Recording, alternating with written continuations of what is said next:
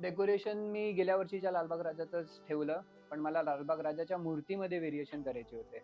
So मी राजाचे गेल्या 80 इयर्सचे photos reference म्हणून यूज केले आणि त्यातून मला ही मूर्तीची संकल्पना भेटली. मोदकचा जो हात आहे तुम्ही बघितलं असेल, तो कधीच लालबाग राजाच्या मूर्तीमध्ये यापूर्वी यूज केला गेला नव्हता किंवा घडवलं नव्हतं. सो मी माझ्या मूर्तिकाराला रिक्वेस्ट केली, की मला राजाच्या एका हातात मोदक पकडलेला पाहिजे. हे आशीर्वादाचा हात जसं पूर्वी असायचा लालबाग राजाच्या मागच्या हाताने आशीर्वाद यायचा, तसं मी सेम केलं आहे आणि राजाला एक रेस्टिंग पोजमध्ये दिलं आहे, जिकडे तो आराम करतोय. सो बेसिकली कॉन्सेप्ट अशी आहे, की राजा 10 दिवस लोकांना, भक्तांना दर्शन देऊन देऊन दमला आहे. रेस्ट करण्यासाठी लालबाग राजाचा पोज थोडासा चेंज केला गेलेला आहे.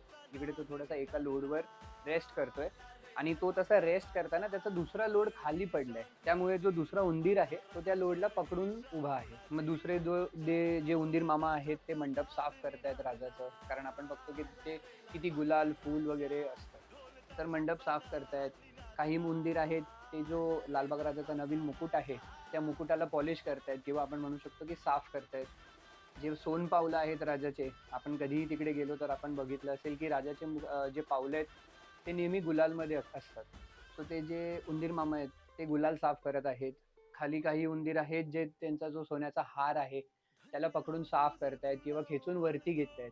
म्हणजे त्याचा भार खूप जास्त आहे. सो ओव्हरऑल असा कॉन्सेप्ट आहे की राजा आराम करतोय आणि उंदीर मामा त्याची सेवा करतायत. त्याच कॉन्सेप्टवर मी हा पूर्ण देखावा केला. डेकोरेशनमध्ये मला कमीत कमी 1 महिना यावर्षी लागला आहे.